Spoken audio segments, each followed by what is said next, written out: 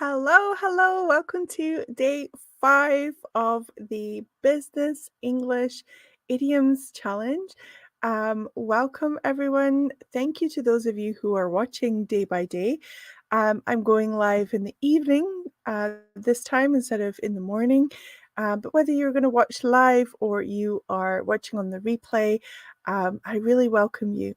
I'm going to jump into the slides because I think there's a bit of lag and my face looks a bit strange because it's not quite matching with the sound. Possibly my internet's slow, but hopefully it will work. And I want to jump straight into the idioms, which today are about body-related idioms connected to teamwork. I would love if you join me in the comment section, leave comments, interact. I get a real kick out of it. That means I really enjoy it.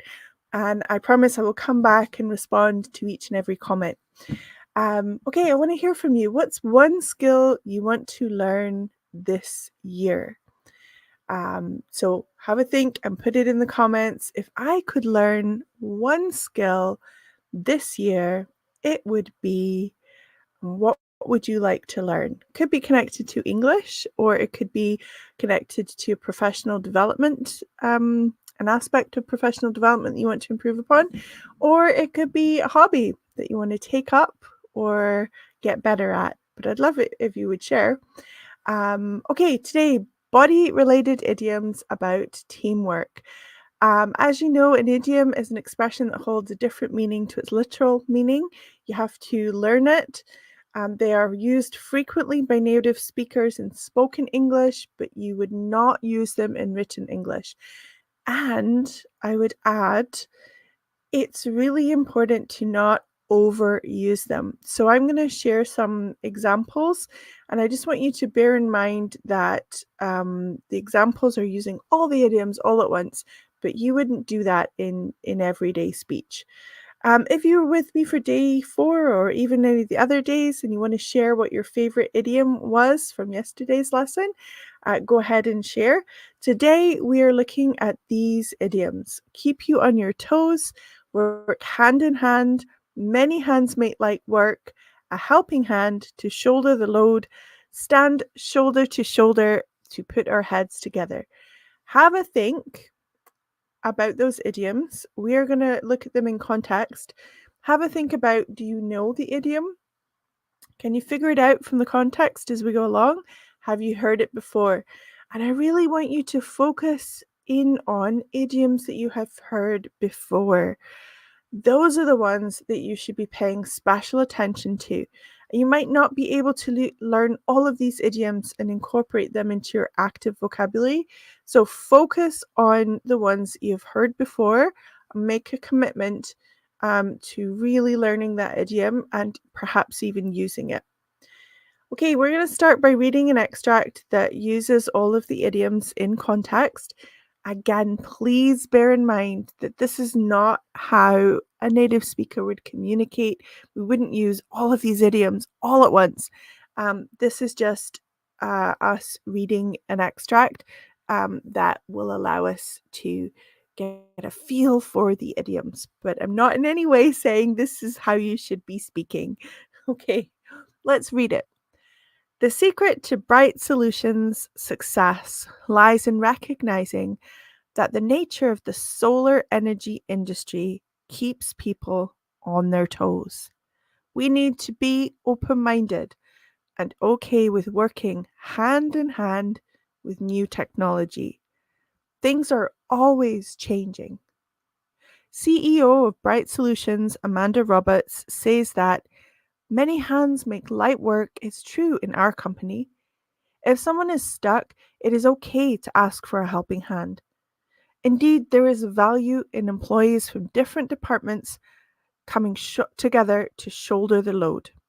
It's common to see people putting their heads together and sharing their experience and expertise in different areas. She went on to say that Bright Solutions takes great pride in being adaptable and able to stand shoulder to shoulder with other solar panel innovation companies. Okay, there you go. That's all of the idioms all at once. Again, we wouldn't use that many idioms all at once. But hopefully that gives you a feel for them. We're going to start looking at them in more detail, starting with to keep you on your toes. Here's some examples. We've got to do 100 orders before lunch. Working in a fast-paced environment like this will definitely keep you on your toes. You have 3 kids under the age of 5? Wow, that must keep you on your toes. Okay, a fast-paced environment is one in which you have to work really quickly and kind of get through a lot of work quite fast. Here I've got a slide that tells you about what it means to be on tiptoes or tippy toes. I actually have the slides available as a free course, and there will be many other things other than the slides added to that free course. I'll put a link in the description. So if you wanted to know a little bit more about walking on tippy toes or tiptoes, you could come back to this slide and have a look. But we're going to focus on to keep you on your toes, and it means to keep someone alert, attentive, or prepared for anything. So in that example of having 3 kids under the age of 5, you'd have to be looking everywhere, watching them, making sure they don't get into trouble. You'd have to be really alert and doing a lot of things at the same time. So we can talk about to stay alert, to remain vigilant, which is watchful and wary and looking and being cautious, and to be on the lookout. And we talk about keeping someone on their toes about something or in a manner or for something. Okay, here is a prompt for you, and there are different ways that you could work with this. One of the ways is that you could put your answer in the comment section, whether you're watching live or you're on the replay, and just practice. Another way is you could grab your phone, open up the ChatGPT app, tell ChatGPT that you would like to speak for a couple of minutes about this prompt, and that you would like to have a back and forth conversation and use it as a speaking practice so that you're actually actively using the idiom immediately. Okay, here's the prompt. Have you ever been in a situation that kept you on your toes? How did you handle it? My example, taking children and adults on field trips keeps me on my toes. A field trip is when you take a class that normally works inside a school or a building, you take them out. The really weird thing is that it's actually easier, in my experience, as a teacher or a facilitator, it's easier to work with children on field trips than it is to work with adults. The reason being, children are used to holding each other's hands, helping each other cross the road, being really careful when they cross the road. Adults, it's like they devolve or give up responsibility when they're in a large group. So you literally have to remind adults, don't all cross the road at once. If the light changes, make sure you wait. Because if you've got a large group of adults and you're leading them somewhere, people devolve responsibility, and it's a strange situation where you really have to keep yourself on your toes, looking around, helping people remember how to cross the road, which is crazy. I bet if you've never experienced, you think I'm exaggerating, but literally people will just follow the person in front of them and not even really look at the street, whereas children are a little bit more on their toes. They're looking themselves. That's bizarre, isn't it? Anyway, over to you. Can you describe a situation that kept you on your toes? How did you handle it? Okay, work hand in hand. Here's 2 examples. I know you don't usually work together, but thanks for working hand in hand on this. Oops, it should say to get it done. A little bit of a typo there. Working hand in hand to get it done. The next one, the marketing and sales departments need to work hand in hand to achieve our targets. So have a think. What does that mean to work hand in hand with someone? Well, it means to work closely together or to cooperate with someone, and it has a positive connotation, a connotation being a thought or feeling. So positive connotation of working well, cooperating well. You can talk about to collaborate closely, cooperate, work well together. So you can work hand in hand with another company or organization, or work hand in hand to complete something, or hand in hand for a purpose. Over to you. Have you ever experienced challenges when trying to work hand in hand with someone? How did you overcome them? My example, many parents struggle to work hand in hand with their kids on their homework. Homework often causes friction, and it's hard for parents and young people to collaborate positively. Working hand in hand is about working well together. So how would you complete this sentence stem? It is challenging to work hand in hand with someone when, what would you say? Uh, Come back if you are on the live and you need a bit more time. Come back and complete it, or if you're watching on the replay, still go ahead and put it in the comments. Like I said, I will respond to all of them. Okay, many hands make light work. Let's divide the work among everyone. After all, many hands make light work. With all of us pitching in, the cleanup was finished in no time. Truly, many hands make light work. Okay, pitching in. To pitch in means to offer to help and to help. So it says with everybody offering and actually helping, the cleanup, so the time that they needed to make everything put back in the right place and clean was very short, because everybody was helping, and it made it a situation where many hands make light work. Many hands make light work means when many people help with a task, it becomes easier and quicker to complete. So there's lots of people helping and it gets done faster.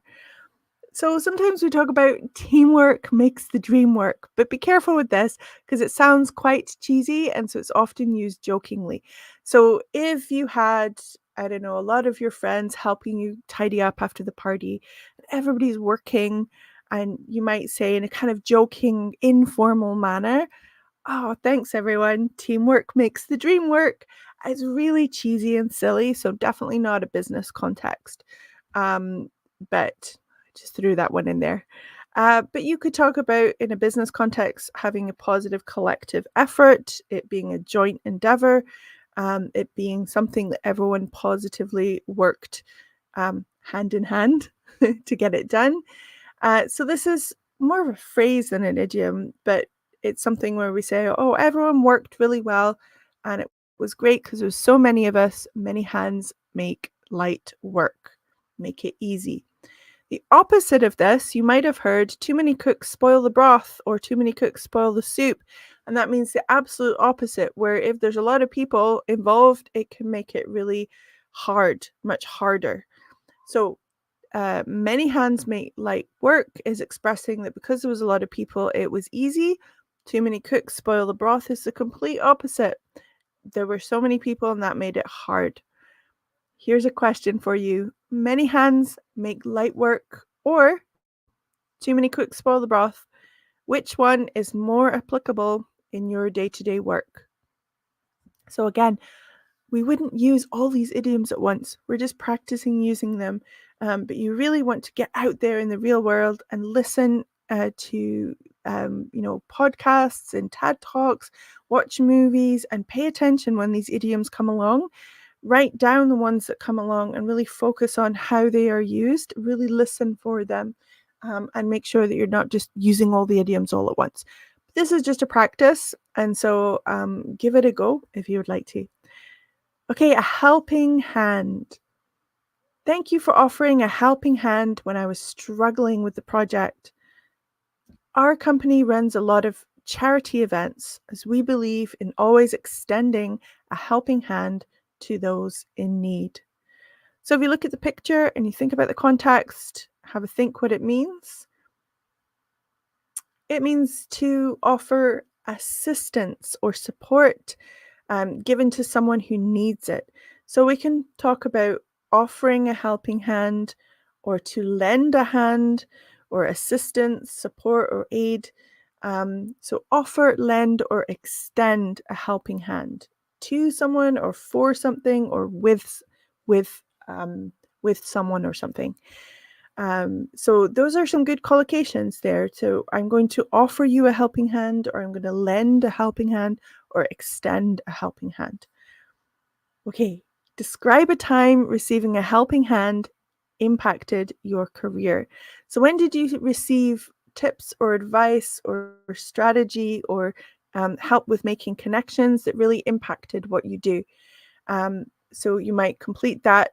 For example, I received a helping hand when, as a new teacher in the classroom in Canada, they actually had a mentor matching scheme where they would match experienced veteran teachers with newbies, new teachers, and that was massively helpful for me. So I received a helping hand when I was given an official mentor as a new teacher. What about you? I'd love to hear a time that you've been extended a helping hand. Okay, to shoulder the load. So think about your shoulder and a load being like a heavy um, something, object to carry. I can't believe I have to completely shoulder the load while my coworkers are on holiday. I think the tasks have been divided fairly. Everyone needs to shoulder the load and contribute. So it means to take responsibility or bear the weight of a task or burden. So as you can probably tell by the pictures, it's got a negative connotation, like you are being weighed down by something. So we can talk about to bear the burden, to shoulder the burden, to carry the weight, to take on responsibility. It's like, oh, I'm going to shoulder the load. So shoulder the load of something like a task or for or with. If we talk about single-handedly, so that means on our own, single-handedly shoulder the load, then it has a really similar meaning to the idiom that we did in one of our previous days, which was hold the fort. So hold the fort, if you remember, it was about taking responsibility on your own. So we can say, I had to hold the fort and I was the only one in the office while everyone was on holiday, or I had to single-handedly shoulder the load while everyone was on holiday. Okay, what strategies do you use to prevent burnout when shouldering a heavy load at work or in your personal life? So burnout is when you feel overextended, overstimulated with too many tasks and things to do and too tired. So when shouldering a heavy load, it's important to get enough sleep. Make sure you have some time for relaxation. What do you think? How would you complete that? Okay, another shoulder one. To stand shoulder to shoulder. Despite our differences, we must stand shoulder to shoulder to overcome this issue. All first responders are going on strike. As firefighters, we need to stand shoulder to shoulder with ambulance workers. Okay, a first responder is someone who responds first. But there's more than that. A first responder is officially someone who is in the police or is a paramedic, like an ambulance worker, or I think police count as first responders. People that turn up to help after a dangerous incident or an accident or where there's been a medical incident. So in this context, the first responders are going on strike. They are stopping work in order to ask for a higher salary. And in this context, the firefighters are talking about how we need to stand shoulder to shoulder with our other first responders, our other co-workers in different fields, the ambulance workers, the paramedics. Okay, so they are standing shoulder to shoulder. That means that they are going to support each other. So to stand shoulder to shoulder means to support or stand in solidarity. So take action to fight for something. with someone, especially during challenging times. It implies working well with someone, like hand in hand, but specifically for challenging times or feeling like an equal. Okay, let me explain this because this is a lot. So go back to this example. The fire folks and the paramedics, they are all going on strike and they are going to stand shoulder to shoulder with each other. So they're all going to support each other by all going on strike. So it means supporting someone in a difficult time. But it can also mean feeling like an equal. So here at the bottom in the collocation, stand shoulder to shoulder with, against, or for, but I can stand shoulder to shoulder with. It can also mean I feel equal. I feel equal to this person. So if you qualify as a lawyer, you say, okay, I'm a new lawyer. I'm just newly qualified, but I'm very educated and I feel I'm equal to other lawyers who are just beginning. There's no difference between them and me. I am equal to them. So it's really standing up for yourself and saying, I'm equal to them. I can stand shoulder to shoulder with them. I am good enough to stand beside them and be counted as equal to them. So that's one meaning. The other meaning is to stand in support in a difficult time. So you're working hand in hand, you're getting on well, but you are doing it to support the other person. So literally standing shoulder to shoulder, standing with them. So we can talk about stand together, be united, or show solidarity. Okay, here's a question. Why is it important for communities or groups to stand shoulder to shoulder during challenging times? What is the impact of helping each other and of being really supportive in that way? So you might answer it in however you would like to. It is important for communities to stand shoulder to shoulder during challenging times because people need support, or it's important for professionals to work together, or because there's more power in numbers, or however you would like to finish it. Okay, to put our heads together. I don't know what to do. Can we put our heads together and come up with a solution? We need to put our heads together to figure out how to improve the way the holiday scheduling system works. Please put your opinion down on this form. We want to hear from everyone. Okay, so put our heads together. It means to collaborate or work together to solve a problem or to come up with ideas.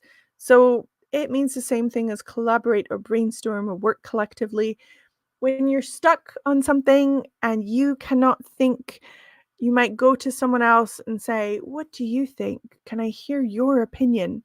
And in that discussion, that back and forth brainstorming, you are putting your heads together. You're joining your collective cognitive power.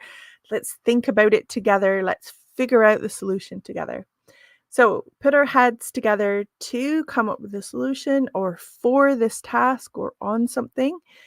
So we can put our head together, put our heads, it should be another typo. Oh my goodness, I'll go back and correct them before I put it in the course, don't worry. To put our heads together to come up with a solution, an answer, or a fix for something. Question for you, when is it beneficial for people to put their heads together and when is it not?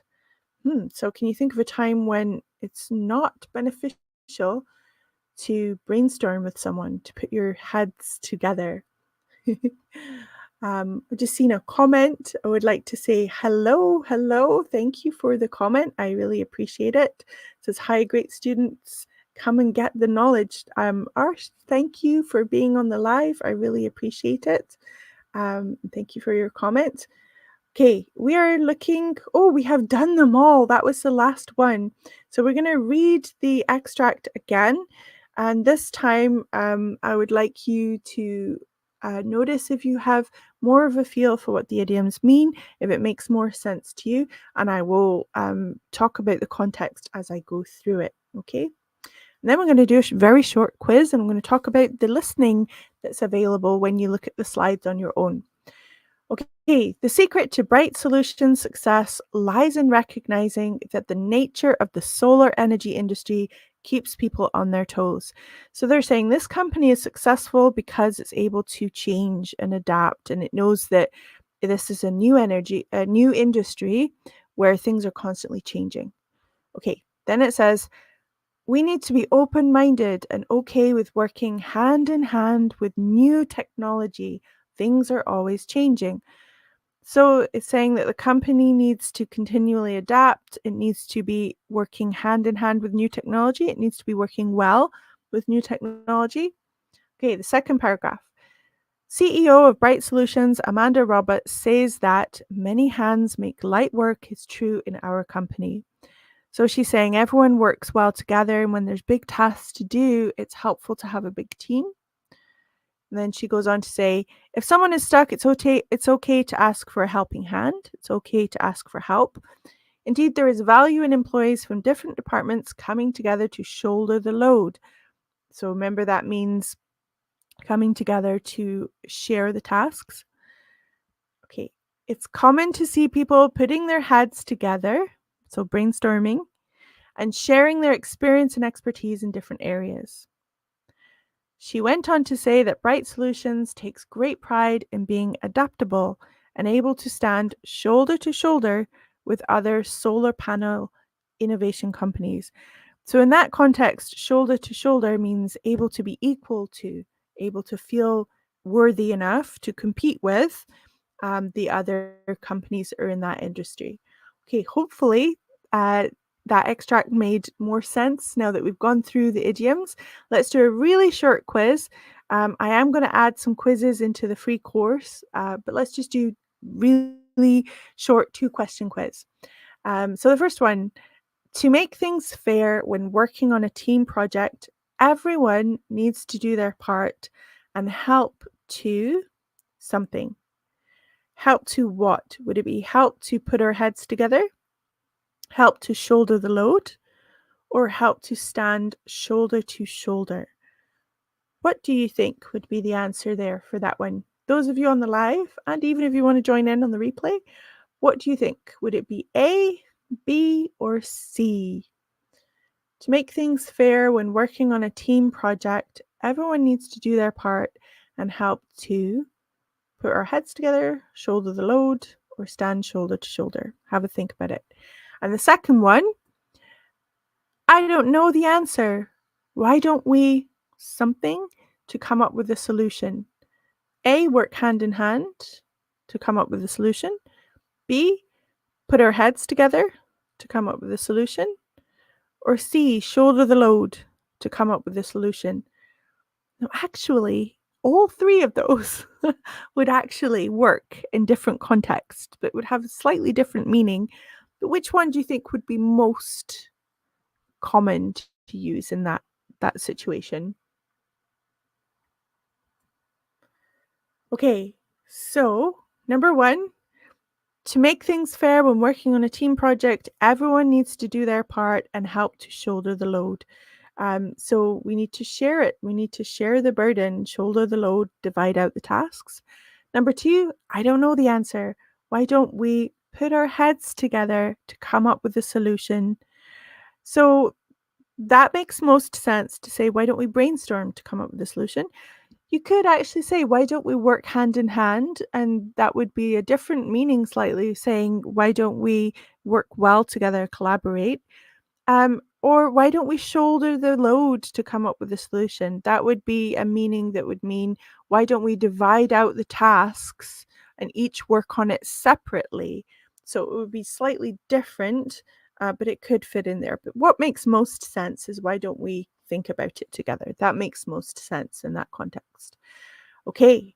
I want to remind you about the loop listening method, and that there is a mini listening task that is available at the end of the slides, where you can listen and follow the process of listening several times, writing down what you hear, and then checking on the transcript. Now, I wouldn't recommend that you look at the transcript because that will spoil the exercise of actually writing it down. But today I am actually going to look at the transcript rather than play the actual listening. So you can go in and you can play it. You can click on it and play it. I'm just going to show you the transcript so that you can actually see that it's a very short piece. Now, if you go and use this slide, you'll probably have forgotten it by the time you get there, so it's okay. But I wanted to show you an example of what you will hear. You will hear two people speaking, and here's an example of the kind of dialogue that these little micro listening tasks have. So Emily says, "Any progress on solving that coding issue?" And Matthew says, "No. I've thought about it from every angle." To think about something from every angle means to think of all the different ways, all the different things that might work. So he's really stuck because he's been really thinking about it from every angle, meaning in every way possible. And Emily says, "Maybe we should put our heads together and, see if we can figure it out." So to figure out something means to get a solution. Matthew says, "That would be great, thank you." Emily says, "Happy to help. Sometimes all we need is a fresh perspective." A fresh perspective means something that gives you new ideas. So there's the micro listening task. You listen, you write it down, and then you check what you have heard and you look to see whether you got the answer correct. If you would like to do that task and have these slides for review, then you can access the free course that I am creating as I go along day by day. I will put the link in the description. Thank you for joining me. I hope to see you on the next one tomorrow, which will be at 6 p.m. UK time. Take care. Bye for now.